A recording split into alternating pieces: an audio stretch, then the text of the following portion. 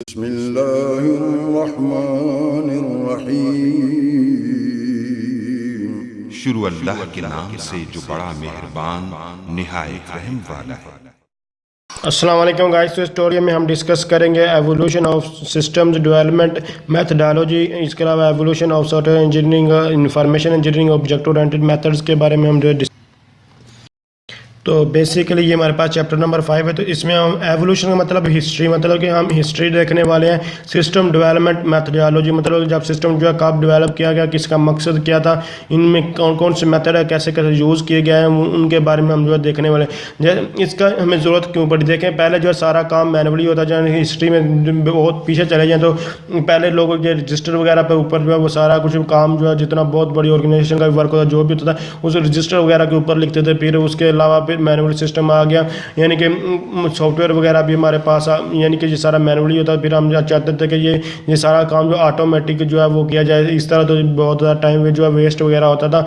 तो उसके लिए मैं सिस्टम डेवलपमेंट मेथडोलॉजी वगैरह का कंसेप्ट है, मतलब कि जो मैनुअली काम हो रहा था वो मैनुअली ना बल्कि वो क्या होता है ऑटोमेटिक, उसको ऑटोमेट दम कर दें, यानी कि उसको खुद ब खुद ही वो काम होता है। इस तरह उसको करना चाह रहे थे, यानी कि जो मैनुअल प्रोसेस उसको ऑटोमेट में हम कन्वर्ट करना चाहते हैं। उसके लिए हमारे पास सिस्टम डेवलपमेंट मेथडोलॉजी का कंसेप्ट आया था, यानी कि उसकी हिस्ट्री वगैरह जो है उसके लिए बेसिकली बहुत ज़्यादा लोग थे, लेकिन 4 जो वो मेजर लोग थे, यानी कि जैसे कि मिचेल जैक्सन था, इसके अलावा किन और था, और उसके अलावा जॉर्डन और टॉम डी मार्को था। तो इसके अलावा और बहुत सारे लोग थे। तो इन्होंने कंसेप्ट दिया था किस चीज़ का कंसेप्ट है, जो हमारे पास सॉफ्टवेयर इंजीनियरिंग मेथडोलॉजी का इन्होंने कंसेप्ट दिया, जिसको हम जो है स्ट्रक्चर मेथड्स के नाम से इनके जो है वो जाना जाता है। तो अब ये हमारे पास स्ट्रक्चर यानी कि स्ट्रक्चर अप्रोच क्या होती है, ऑब्जेक्ट ओरिएंटेड अप्रोच कहते हैं, इन दोनों में क्या डिफरेंस है वो आगे मैं आपको बताता हूँ, तो ये मज़ीद आपको क्लियर हो जाएंगी। तो सबसे पहले हमारे पास किसका कंसेप्ट है, स्ट्रक्चर मेथड्स का, मतलब स्ट्रक्चर प्रोग्रामिंग का जो हमारे पास कंसेप्ट है वो किस में आता है, जो सॉफ्टवेयर इंजीनियरिंग मेथडोलॉजी वगैरह में जो है इसका कंसेप्ट जो है वो इंट्रोड्यूस करवाया गया था। मतलब कि क्यों करवाया था इस चीज़ का, क्यों, यानी कि उन्होंने कहा ये सारा जो काम मैनुअली हो रहा है इसको क्यों ना हम ऑटोमेटिकली मेथड से जो है वो इंट्रोड्यूस करवाया जाए। तो उन्होंने ये हमारे पास जो है इंट्रोड्यूस, उसने कहा कि ये सारे के सारे जो है डॉक्यूमेंटेशन पहले तो यानी कि जितने भी ये प्रोसेस मैनुअल प्रोसेस हैं इनके सारे डॉक्यूमेंट किया जाए। डॉक्यूमेंट करने के लिए उन्होंने डाटा फ्लो डायग्राम को जो है इंट्रोड्यूस करवाया था, और उसके अलावा जो फंक्शनल डिकम्पोजिशन डायग्राम वगैरह का इंट्रोड्यूस करवाया था। तो डाटा फ्लो डायग्राम जो है इसको कंटेक्स्ट लेवल, 0 लेवल डायग्राम भी नाम से जाना था। इसके अलावा इसका लेवल 1 होता है, लेवल 2 होता है। ये हमारे पास मुख्तलिफ जो है वो लेवल भी इसके इंट्रोड्यूस करवाए गए थे। तो ये सारा कुछ जो है मैं आपको अलहदा से आपको ये सारे के सारे ऊपर जो ट्यूटोरियल्स मिल जाएंगे, ये डॉक्यूमेंटेशन के ऊपर भी हम जो ऑब्जेक्ट ओरिएंटेड अप्रोच के ऊपर जो है, इनके अलावा जो स्ट्रक्चर अप्रोच जो होती है ये हमारे पास डिफरेंट अप्रोच है जिनमें मुख्तलिफ डायग्राम्स जो है वो इंट्रोड्यूस करवाएगी, तो बनाई जाती जो किस मकसद है, कैसे कैसे इंट्रोड्यूस करवाएगी, बेसिकली अभी चीज़ें ये आप देखें। तो सबसे पहले स्ट्रक्चर अप्रोच है, तो उसमें क्या डाटा फ्लो डायग्राम हो, ये हमारे पास बेसिक डायग्राम थी, यानी कि फंक्शनल डिकम्पोजिशन डायग्राम वगैरह का इंट्रोड्यूस करवाया गया था। तो इसमें क्या होता है, इसके अलावा और भी 1-2 डायग्राम स्टेट ट्रांजिशन डायग्राम वगैरह पे इंट्रोड्यूस करवाया, ये 2-3 है। इसके अलावा उसको ऑटोमेट प्रोसेस करने के लिए किसमें जो है इसमें डॉक्यूमेंटेड स्ट्रक्चर चार्ट्स वगैरह को इंट्रोड्यूस करवाया गया, इसमें मुख्तलिफ ये लैंग्वेज में आप पहले भी लिखी जाती है, आप भी लिखी जाती है। तो ये हमारे पास जो है कंसेप्ट बेसिकली पहले सिर्फ हमारे पास कंसेप्ट हुआ था, बाकी कोई भी चीज़ नहीं थी। तो इस कंसेप्ट में वो क्या कहते हैं कि ये हमारे पास एवोल्यूशन और सॉफ्टवेयर इंजीनियरिंग वगैरह में क्या है कि ये इन्होंने कंसेप्ट तो दे दिया कि कोई भी चीज़ ऑटोमेशन यानी कि ऑटोमेटिक मैनुअली काम करने की बजाय हम जो ऑटोमेटिकली कोई भी काम जो है वो कर सकते हैं। जैसे कि कोई भी सॉफ्टवेयर यानी कि कोई भी प्रोग्राम बना रहे हैं, एक चीज़ होती है अब एक चीज़ इंट्रोड्यूस, यानी कि कुछ सॉफ्टवेयर, एक तो सॉफ्टवेयर होता है तो उसमें एक तो डाटा स्टोर करना था, एक सॉफ्टवेयर बनाया था जो मुख्तलिफ प्रोग्रामिंग लैंग्वेज वगैरह का इस्तेमाल करके कोई भी सॉफ्टवेयर वगैरह जो डेवलप किया जाता है, ठीक है। एक होता है उसमें डाटा स्टोर करना, उसको कहते हैं डाटाबेस। अब दोनों ही इशू इसमें बेसिकली जो सॉफ्टवेयर इंजीनियरिंग का कंसेप्ट तो दे दिया गया था कि आप लोग जो है इसमें जो है डाटा जो है सेव वगैरह भी कर सकते हैं, और जो है वो ऑटोमेटिकली कोई भी यानी कि सॉफ्टवेयर वगैरह आपने बनाना था, कोई भी काम करा, कोई इन्फॉर्मेशन स्टोर करनी आप कर सकते हैं, ऑटोमेटिकली कर सकते हैं। लेकिन इसमें हमारे पास जो है प्रॉब्लम क्या आई थी कि ये हमारे पास यानी कि बदनज़मी आ गई थी। बदनज़मी क्यों आई थी, यानी कि ये हमारे पास मेन पॉइंट बदनज़मी, इसका मतलब यानी कि बदनज़मी इसलिए आई थी कि देखें एक यानी कि आपने क्या किया, अगर एक चीज़ में आप जो है चेंजिंग करते हैं तो वो क्या कहते थे पूरे के पूरे ये प्रोग्राम में चेंजिंग हो जाती थी। ये मेन इशू है, यानी कि उसमें जो पूरे प्रोग्राम में भी जो है इशू आ जाता था। अगर एक चीज़ आपने चेंज की तो पूरा प्रोग्राम चेंज हो, उसमें मेंटेनेंस वगैरह कर रहे हैं, बाद में कुछ चेंजिंग करनी है। इसी तरह अगर अगर यहाँ फिर मैनुअल काम ये था कि आपको हर एक जगह पे जाकर जो सारा का सारा प्रोग्राम्स वगैरह सब कुछ जो है वो चेंज करना पड़ता था।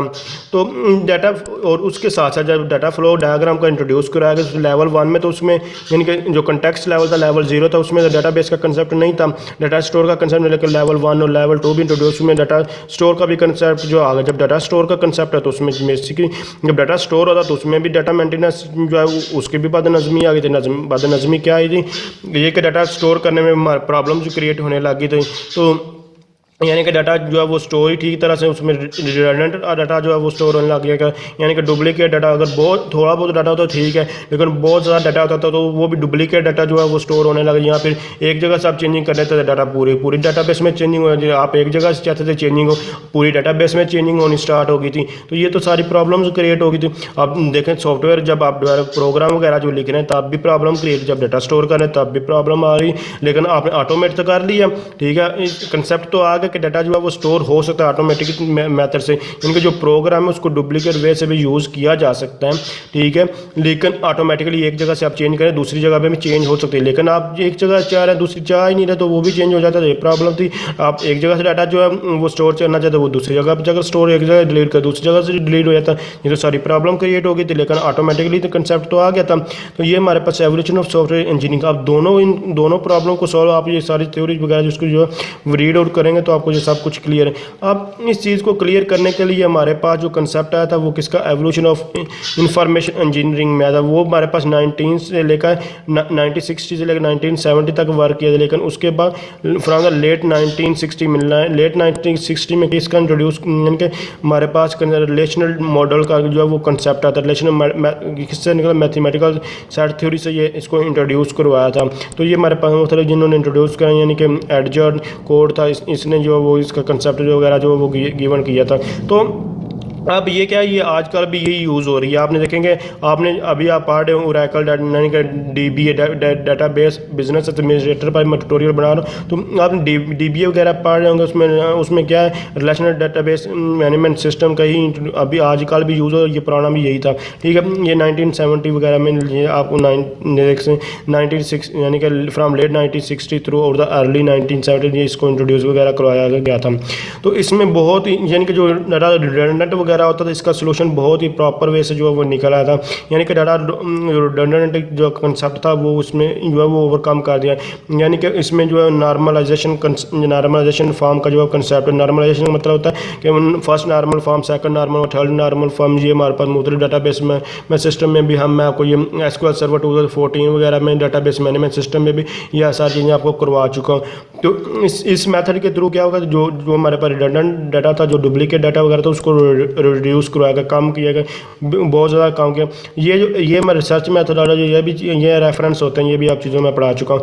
तो अब इसने जो इंफॉर्मेशन इंजीनियरिंग, इंफॉर्मेशन टेक्नोलॉजी का जो कंसेप्ट, यानी कि जो आप लोग हैं, तो इसमें क्या हुआ था, इसने इंफॉर्मेशन मतलब जो मालूमात, जो आपकी इंफॉर्मेशन उसको हैंडल किया था। बेसिकली इसका प्रोग्रामिंग के साथ इतना तल्लक नहीं, इसका जो इंफॉर्मेशन इंजीनियरिंग का तल्लक है वो किसके साथ है, डाटाबेस के साथ, रिलेशनल मॉडल के साथ तल्लक है। डाटाबेस को कैसे, डाटा को कैसे जो है वो प्रॉपर वे से वो स्टोर करना, इसके साथ जो है वो तल्लक है। लेकिन उसके बाद दो प्रॉब्लम आपको सॉफ्टवेयर इंजीनियरिंग में क्रिएट हुई थी, एक तो डाटाबेस की प्रॉब्लम क्रिएट हुई थी, वो कि उसके सोल्यूशन आपको इंफॉर्मेशन इंजीनियरिंग जो है वो दे दीजिए। दूसरी प्रोग्रामिंग की जो प्रॉब्लम्स क्रिएट हुई थी, मतलब कि उसमें मैं आपको बता चुका, दूसरी प्रॉब्लम प्रोग्रामिंग में क्या हुई है, एक प्रोग्राम को एक जगह चेंज कर पूरा प्रोग्राम चेंज हो जाता था, और उसके बाद उसको इंटीग्रेट करना भी मुश्किल है, मतलब कि वो सारे के सारे प्रोग्राम सेकंड थे, मॉड्यूल सेकंड थे, उनका सेंट्रलाइज जो है सेंट्रली कोई भी मैनेज नहीं किया जा सकता, कहीं भी एक जगह से उसको मैनेज भी नहीं, हर जगह मॉड्यूल तो आपने बना लिए तो उसको एक जगह से अगर चाह रहे हैं कि उनको इकट्ठा कर दिया जाए तो वो भी प्रॉब्लम्स क्रिएट हो रही थी। तो उसको एक प्रॉब्लम तो सॉल्व, डाटाबेस की सॉल्व इसने जो इन्फॉर्मेशन इंजीनियरिंग ने वो सॉल्व कर दी, ठीक है। इसमें उसको डाटा अच्छे से वे से वो स्टोर करना जो आपको सिखाया, उसमें रिलेशनल डाटाबेस वगैरह के ये डायग्राम वगैरह भी इसकी मुस्लिम जो बनाई जाती हैं। तो ये हमारे पास एवोल्यूशन ऑफ इंफॉर्मेशन इंजीनियरिंग वगैरह का यही कह रहा है कि जो हमारे पास यानी कि इंटीग्रेट मेथड्स फॉर इंफॉर्मेशन, इसको आप रीड आउट करेंगे आपको समझ लगे, बेसिक चीज़ें मैं आपको वो बोल रहा हूँ। उसके बाद हमारे पास अब जो प्रोग्राम में प्रॉब्लम आ रही थी, यानी कि मुख्तलिफ मॉड्यूल्स वगैरह बना तो उसको इकट्ठा करने की प्रॉब्लम आ रही है, अगर एक जगह से उसको चेंजिंग करते तो वो दूसरी जगह से वो प्रॉब्लम, उसके बाद डाटा की रीयूजेबिलिटी भी नहीं थी, जो आपको सारा डाटा हर एक के लिए अलग अलग लिखना पड़ता था। तो उसके लिए मेरे पास ऑब्जेक्ट ओरिएंटेड अप्रोच, मतलब कि ऑब्जेक्ट ओरिएंटेड मेथड हमारे पास जो है 1980 में जो है वो इंट्रोड्यूस करवाया गया। तो इसमें हमारे पास क्या होता है कि ये हमारा अभी आजकल भी यही जो है मेथड यूज़ किया जाता है। पहला बार स्ट्रक्चर अप्रोच जो है वो ओल्ड है, वो अब यूज़ इतनी नहीं होती, वो वहाँ यूज़ होती है जहाँ क्लासेस वगैरह नहीं, मतलब जबकि क्लासेस वगैरह का कंसेप्ट यहाँ जो ऑब्जेक्ट ओरिएंटेड मेथड में इंट्रोड्यूस करवाया गया था। तो इसमें अब जितनी भी यूनिफाइड मॉडलिंग लैंग्वेज जो है जितनी भी इंट्रोड्यूस जो है यूज़ हो रही हैं, वो ग्रेडी बूच था, जेम वगैरह, यानी कि जैकोब्सन वगैरह, तो ये सारे के सारे इसको डेवलप किया गया, इन्होंने इस चीज़ को डेवलप किया था ऑब्जेक्ट ओरिएंटेड अप्रोच वगैरह को। तो इसमें अब जितनी भी डायग्राम आप जो जितनी भी लेटेस्ट जो डायग्राम यूज क्लास डायग्राम होती है, ये कहते हैं कि हर एक की पहले तो डायग्राम वगैरह जो है वो सारी की यानी कि यूज़ केस कोलैबोरेशन सीक्वेंस, ये सारी डायग्राम क्या होती है, इन पर ऑलरेडी मैं ट्यूटोरियल बनाया। तो ये सारी डायग्राम इनके पहले डायग्राम वगैरह जो है इसका डिज़ाइनिंग वगैरह को किया जाए, उसके बाद सॉफ्टवेयर वगैरह जो है वो बनाया जाए, यानी कि जितना भी डुप्लीकेट डाटा जो और डाटा की रीयूजेबिलिटीज़ वगैरह ये सब कुछ आपको जो है वो क्लियर हो जाए। तो ये बेसिकली हमारे पास ये इसका जो कंसेप्ट जो है वो ऑब्जेक्ट ओरिएंटेड मेथडोलॉजी का वगैरह का। उसके बाद ये मैं स्ट्रेटजीज को बाद में डिस्कस करूँगा। तो इन तीनों में मैं आपको फिर एक बार वाज़ा करता जाऊँ कि इनका क्या, सबसे पहले हमारे पास सॉफ्टवेयर इंजीनियरिंग की मेथडोलॉजी आई थी। अब सॉफ्टवेयर इंजीनियरिंग मेथडोलॉजी में क्या होता था, उसने वो पहले तो काम मैनुअल होता था, वो चाहते थे कि सारा काम ऑटोमेटिकल हो, ठीक है, वो ऑटोमेटिकली काम होने लग गया। जब सॉफ्टवेयर इंजीनियरिंग का कंसेप्ट है उसने वो लेकर आए, ऑटोमेटिकली काम होने लग गया। लेकिन जो काम हो रहा था वो ऑटोमेटिकली इस हिसाब से जो दो काम, एक तो प्रोग्रामिंग, जब प्रोग्रामिंग कर रहे थे, कोई सॉफ्टवेयर डेवलप कर रहे थे तब, और जब डाटा स्टोर कर रहे थे, उन दोनों में प्रॉब्लम क्रिएट हो रही थी। क्या प्रॉब्लम क्रिएट हुई थी, आपने पहले तो हर जगह कोड मैनुअली काम यानी कि हर जगह आपको एक एक लफ्ज़ में यानी कि एक जगह का जगह कोड हारा जो है लिखना पड़ता था, ठीक है। हर जगह से अगर एक जगह से चेंजिंग अगर मुख्तलिफ जगह से चेंजिंग करें तो हर जगह से आपको चेंजिंग करनी पड़ती थी। लेकिन जब ऑटोमेशन का इनके ऑटोमेटिक जो सिस्टम है तो उसमें क्या होगा, एक जगह से आप चेंज करते तो हर जगह से वो चेंजिंग हो जाती थी। तो एक तो ये प्रॉब्लम होगी। दूसरी प्रॉब्लम ये हुई, तो आप एक जगह से डाटा डिलीट करते वो सारी जगह डिलीट हो जाता, तो ये सारी प्रॉब्लम क्रिएट होगी। दूसरा ये कि आपने हर एक मॉड्यूल वगैरह लहदा बनाया, डाटा की रीयूजेबिलिटी वगैरह नहीं थी। जब डाटा की रीयूजेबिलिटी नहीं थी तो वो काम करने का क्या मकसद है, तो ये भी प्रॉब्लम होगी। दूसरी प्रॉब्लम ये आ रही थी कि डाटा को जब स्टोर करें तो उसको डुप्लीकेट डाटा वगैरह आ जाता था। अब एक जगह से आप डाटा को यानी कि कोई इन्फॉर्मेशन स्टोर करते, डाटा बेस में जाकर डाटा जो है स्टोर होता था, तो उसमें जो है एक ही नाम से बहुत ज़्यादा डाटा जो है एक नाम का जो डाटा वो सेव हो जाता था। जब एक जगह से डाटा को अपडेट करते तो सारा डाटा अपडेट होने लग गया। तो ये प्रॉब्लम जो है क्रिएट होगी। इन दोनों प्रॉब्लम को सॉल्व करने के लिए हमारे पास दो और अप्रोचेज आए, एक यानी कि दो और मेथड्स आए। एक हमारे पास इंफॉर्मेशन इंजीनियरिंग का है, एक ऑब्जेक्ट ओरिएंटेड मेथड का। जो इंफॉर्मेशन इंजीनियरिंग का जो कंसेप्ट है वो रिलेशनल डाटाबेस के बारे में है, मतलब वो डाटाबेस में डाटा को कैसे स्टोर करना है, कैसे इन्फॉर्मेशन जो हमारी उसको कैसे मैनेज वे से स्टोर करना है। उसने बताया कि इस तरह आप यूज़ करेंगे तो आपको कोई भी प्रॉब्लम जो है वो क्रिएट नहीं होगी।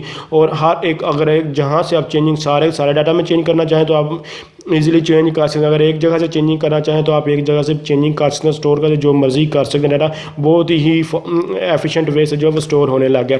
ये भी प्रॉब्लम हमारी सॉल्व होगी। दूसरी प्रॉब्लम थी जब सॉफ्टवेयर यानी कि प्रोग्राम वगैरह लिख रहे होते तो एक तो डाटा की यूजेबिलिटी नहीं थी।